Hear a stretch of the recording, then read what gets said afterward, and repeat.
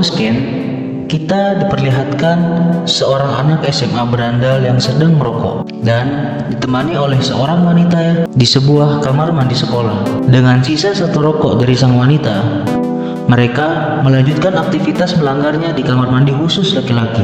Seorang pria berpesan, "Jika ada seorang guru yang datang, maka kau haruslah menghalanginya dengan tubuhmu." Scan selanjutnya memperlihatkan sang pria sedang membuli seorang siswa.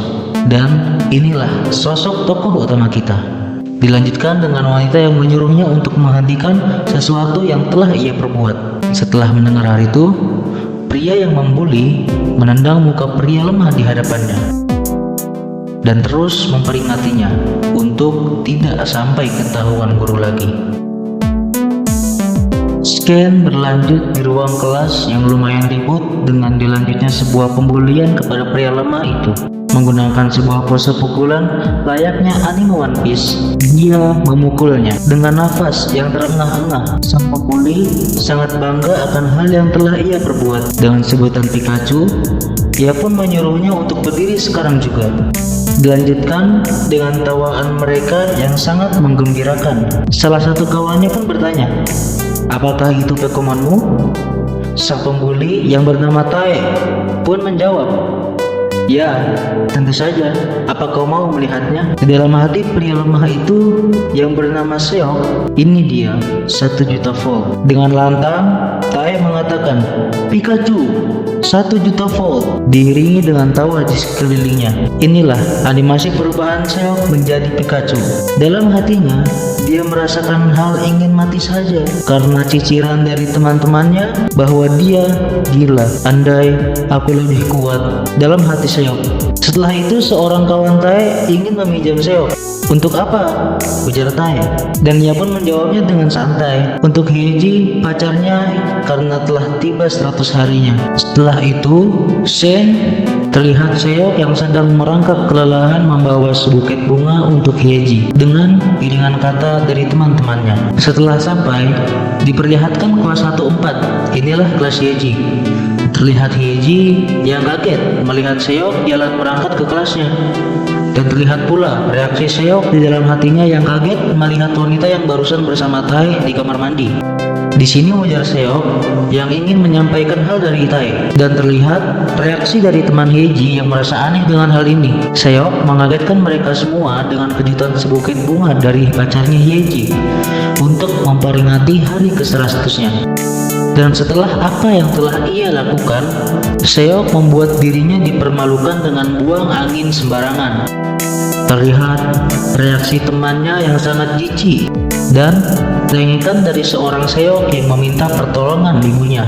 Setelah itu diperlihatkan Hyeji yang memanggilnya dan memberikan pesan juga saran kepada Seok untuk kedepannya. Scan dilanjutkan di halaman rumah Seok yang terlihat sangat sepi. Terlihat Seok menanyakan mie-nya yang sedang dibuat oleh ibunya. "Di atas meja," saut ibu Seok. "Mie-nya dicampur dengan telur." "Aku bilang jangan pakai telur kan?" teriak Seok kepada ibunya. Karena hal itu yang membuat tubuhnya tidak mengurus sama sekali. "Apakah tidak enak?" tanya ibu Seok. Dengan ekspresinya yang datar, Seok mengatakan untuk pindah ke sekolah yang baru, dan terlihat ekspresi ibu yang bingung akan hal yang dikatakan anaknya. Seok pun membuat alasan agar diizinkan untuk pindah sekolah. Dengan lembut, ibunya mengatakan sulit untuk mencari rumah di sini sendirian. Tidak ada tempat lain yang harga sewanya seperti ini, dan terpaksa ibunya meminta maaf. Dilanjutkan dengan mengatakan hal seperti pertemanan. Dengan pikirannya yang kacau, Seok berpikir tentang seorang teman. "Sial, aku hanya ingin fokus belajar. Apa hubungannya dengan teman?" Reaksi ibunya yang kaget dan tidak percaya dengan apa yang telah ia katakan. "Memang salahku, kita tidak mempunyai uang." Dan dilanjutkan dengannya yang memukul pintu. Dengan kesedihannya, dia lanjut berbicara kepada ibunya. Dan reaksi ibunya yang masih tidak percaya akan hal yang telah ia lakukan. Setelah perdebatan yang panjang, akhirnya Seok bisa tidur. dengan tangisan di balik selimutnya dan mengucapkan permintaan maaf sedalam-dalamnya lewat hati untuk seorang ibu karena hal yang tidak bisa ia beritahu. Terlihat sang ibu yang sedang berpikir apa yang harus ia lakukan, dan ia pun memutuskan untuk. Scene selanjutnya memperlihatkan cuaca yang cerah dan sekolah Seok dengan kata-katanya yang tidak ingin berangkat ke sekolah karena takut dan gugup. Ia pun tetap berangkat ke sekolahnya.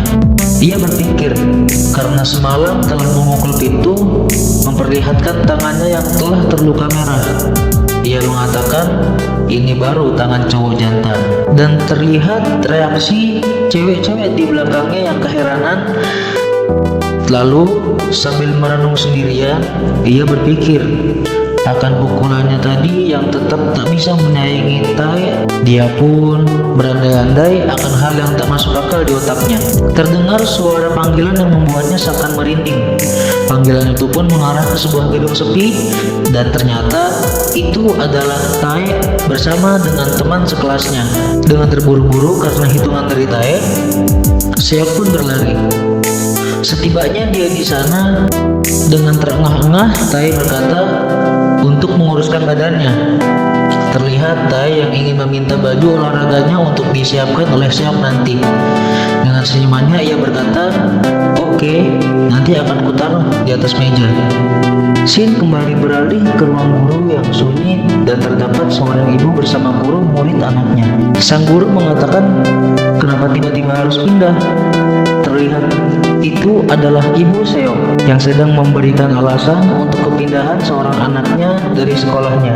Dengan terdiam sejenak dan diperlihatkan sebuah kotak, guru mengatakan dengan nilai Seok yang sekarang akan sulit untuk sekolah menerimanya kembali. Dengan resah, ibu Seok menundukkan kepalanya. "Butuh uang yang banyak," ujar sang guru. Scene beralih di sebuah lapangan yang memperlihatkan keindahan sekolah, dan terlihat pula Tae yang sedang menendang bola dengan mengarahkan ke kepala seseorang. Ya, orang yang ditargetkannya adalah Seok. Seok yang mengelak menyebabkan uang taruhan Tae 10.000 won itu pun menghilang karena kekalahannya. "Ku bilang jangan menghindar," ujar Tae. Dalam hati Seok, bagaimana caranya untuk diam saja? Dan dilanjutkan dengan Tae yang memberikan uang taruhannya. Dan ketika giliran teman yang lainnya yang bernama Leo Kim dari klub sepak bola, terlihat beberapa wanita yang sedang membicarakan hal yang mereka lakukan. Dengan pose dan dukungan dari para wanita tersebut, Leo percaya diri untuk mengenai targetnya. Dan ditendanglah bola tersebut lalu melayang kencang ke arah Seok. Dengan takut, ia berkata dalam hatinya akan rasa sakit yang akan dia alami ketika bola itu mengenainya. Dengan refleksnya yang menundukkan kepala dan terlihat bola yang terbang itu berubah arah seperti pesepak bola handal yang sedang menendang bolanya, lalu mengarah ke arah Seok. Dan akhirnya Seok pun terkena, tak bisa menahan rasa sakitnya. Dengan bangganya, teman Leo bersorak gembira. Terlihat wajah Tae yang tidak menyukainya, dan dipanggillah Seok ke hadapan Tae. "Kalian hentikan, dasar orang-orang mesum," ujar sekelompok wanita yang sedari tadi melihat mereka. Dengan terbata-bata, Seok ingin mengganti semua kerugian yang dihasilkannya dengan seluruh uangnya. Reaksi yang diberikan Tae pun hanya sekedar kaget saja, sehingga membuat Seok meminta maaf akan hal tersebut. Lalu dihajarlah Seok karena telah bersimpati kepada orang yang ada di hadapannya. Dihajar dan terus dipukul hingga membuat sekerumunan para pelajar, dan para pelajar itu pun kaget mendengar suara teriakan seorang ibu yang ingin menghentikan hal tersebut.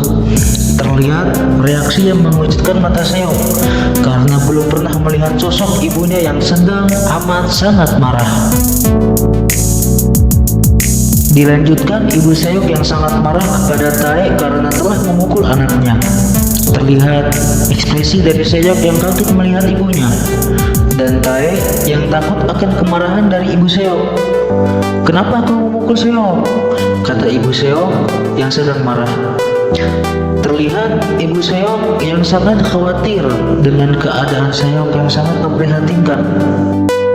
Dengan dikelilingi oleh para murid, gadis-gadis berkata, "Siapa dia? Apakah itu ibunya?" Dan dilanjutkan dengan tawaan. "Wah, ternyata dia memanggil ibunya," ujar para murid yang mengurumuni Seok. Tae pun berkata, "Tidak, kita hanya main-main saja kok." Sontak Ibu Seok pun kembali murka karena perlakuan tadi hanya disebut sebagai permainan. Sambil memukuli Tae, Seok pun bergegas untuk menghentikan ibunya dari amarah yang sudah meluap-luap. Setelah tak berhasil, ia pun melirik di sekitarnya. Terlihat para wanita yang memperhatikannya. Lalu dengan wajah yang sangat malu, ia melihat ibunya yang sedang menanyakan siapa nama orang yang telah memukuli anaknya. Dengan rasa emosi yang tak tertahankan lagi, saya pun berteriak, "Malu-maluin aku saya!" Sontak Ibu Seok pun terdiam, seribu bahasa, karena mendengar hal itu. Dalam hati Seok adalah manusia yang paling bodoh, karena dari antara semua orang yang melihatnya, ibunya lah yang paling melindunginya. Tetapi sekarang ia pun membantu karena aku.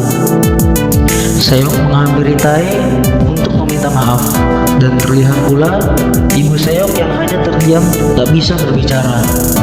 Dengan mengepalkan tangannya, ia menyuruh ibunya untuk pergi. Scene berpindah di malam sunyi depan halaman rumah Seok dan diperlihatkan lampu yang masih menyala. Seok pulang dari sekolahnya dan merasakan rasa lapar, tetapi ia pun enggan untuk pulang. Dengan tumpukan tagihan yang menumpuk, bahkan mereka pun sampai malas untuk mengurusnya.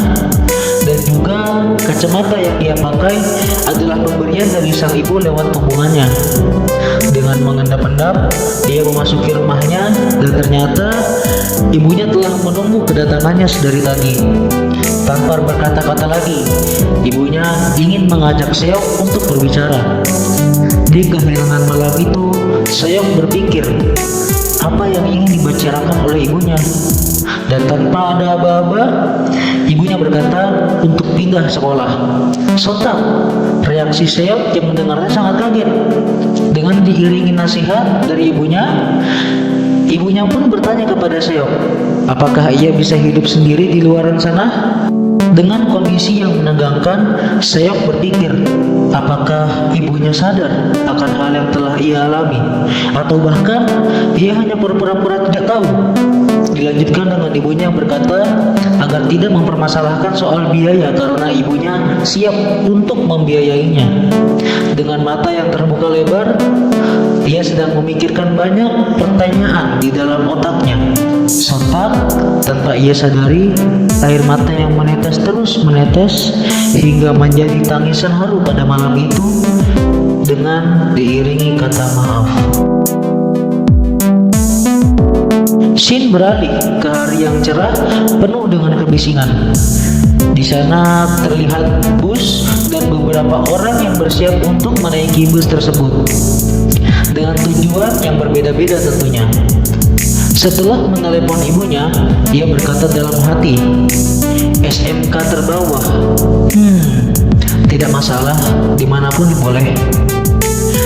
Dan dengan percaya diri ia mengatakan akan mempunyai banyak teman. Terlihat pemandangan kota baru yang sangat ramai akan kendaraan. Dan Seok pun berjalan menanjak untuk ke rumahnya. Ia berpikir, rumah kumuh adalah rumahnya. Dengan hati yang gembira, ia memiliki suasana baru dan sunyi tanpa ada kekerasan. Dengan perasaan yang berbeda, ia mengatakan dia terlahir kembali layaknya ulat yang lahir menjadi jangkrik. Ia pun mengatakan kembali, aku akan berubah. Scene beralih ke tempat cukur yang biasa saja dan terlihat tukang cukur yang masih muda dengan pertanyaan sederhana seperti layaknya tukang cukur pada umumnya. Seok pun memasuki tempat tersebut dengan tawaran model ala artis yang waktu itu sedang tren. Seok pun mengiyakan tawaran tersebut tanpa berpikir dua kali.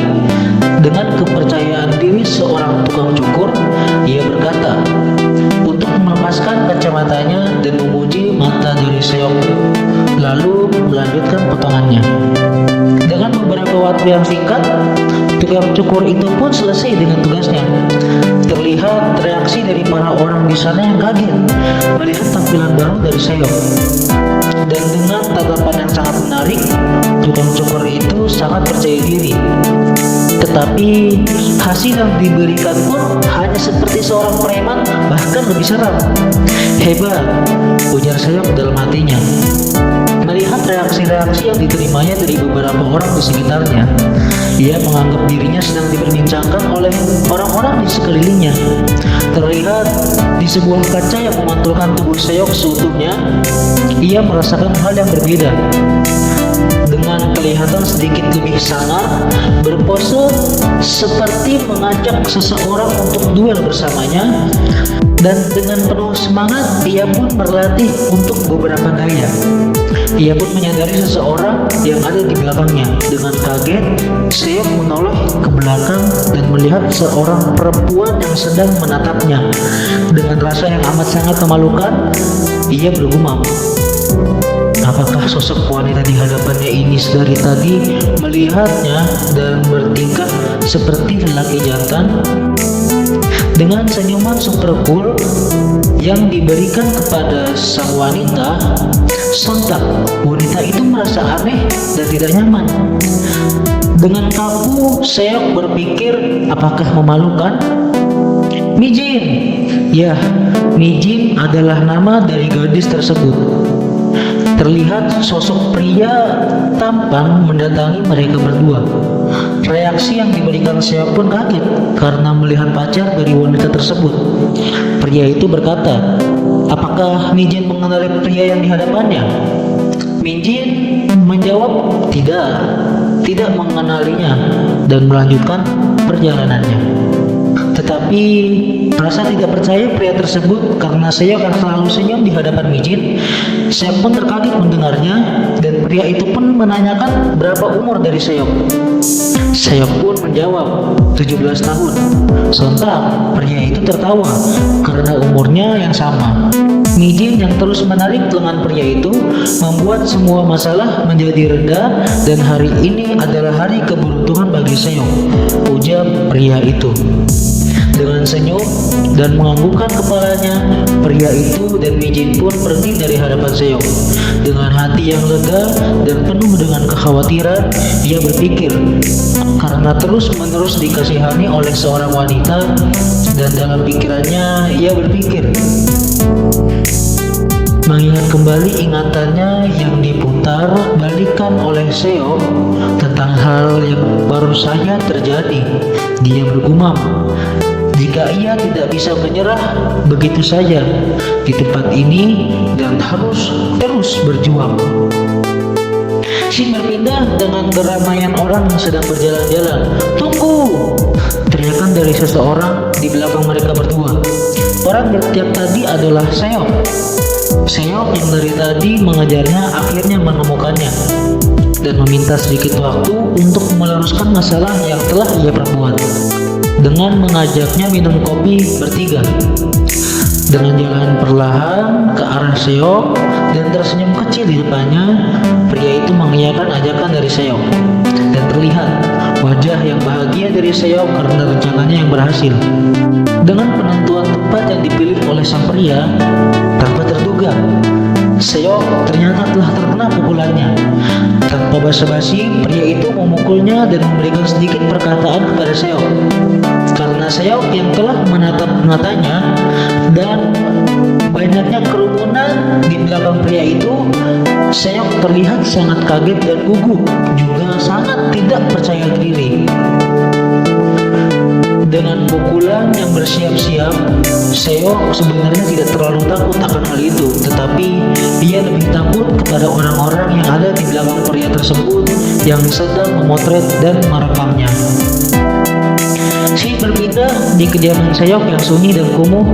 Terlihat Seok yang sedang melihat videonya telah tersebar luas di Facebook.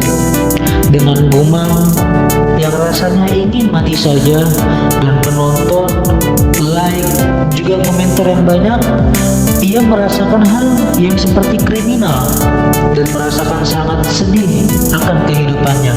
Dengan perkataan-perkataan yang ada di kepalanya, orang-orang menertawakanku, teman pun tak ada, tempat tinggal yang tadinya kurasa nyaman ditinggali menjadi penuh dengan kesendirian dan kesedihan. Rasa kesepian dari sesosok Seok tak bisa terbendung lagi. Ia pun terus-menerus menangis hingga dirinya merasakan ngantuk dan akhirnya ia pun tertidur. Dengan setengah kesadarannya, ia telah bangun dari tidurnya dan ia sedang merasakan hal yang tidak enak dalam tubuhnya. Lalu bergegaslah ia ke kamar mandi. Ia pun berpikir, apakah ia tadi tertidur menggunakan lens? Padahal tertidur sebentar kok, badannya jadi terasa lebih ringan. Langit-langit pun terasa lebih dekat dari biasanya. Mungkin belum terbiasa dengan rumah ini. Ia pun menuju ke arah wastafel yang terlihat lebih rendah dan melihat ke arah cermin dengan gumam matanya yang baik-baik saja, karena ia mengira tangisan semalam membuat matanya lebam. Dan terlihat sosok tokoh utama yang ditunggu selama ini, cowok yang sempurna tanpa ada cacat sedikit pun. Dengan kesadaran penuh, ia kaget, bahkan sampai tak bisa mengeluarkan suaranya. Ia merasa sangat terkejut dengan apa yang ia lihat. Dengan jalan sedikit ke belakang dan ia terjatuh dari kamar mandi. Saya berpikir, apakah ia sedang mimpi? Apakah ini badannya? Tetapi terdapat kata-kata yang telat keluar dari ucapannya, yaitu untuk menelpon polisi atau menelpon ibunya. Dan satu pemandangan yang sangat membuat terkejut dan membuat kondisi semakin lebih menegangkan adalah sosok Seok yang tertidur pulas di kasurnya.